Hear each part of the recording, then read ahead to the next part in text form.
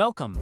In this video, we are going to show you how to change the serial number on your Samsung Exynos devices in EUB mode. Now, we can see the current serial number on the phone, and we will change it.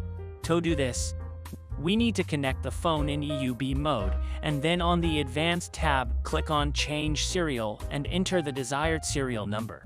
During the procedure, we will need to confirm the serial change. As we can see, the procedure finished successfully. And as we can see on the phone, the serial number was changed.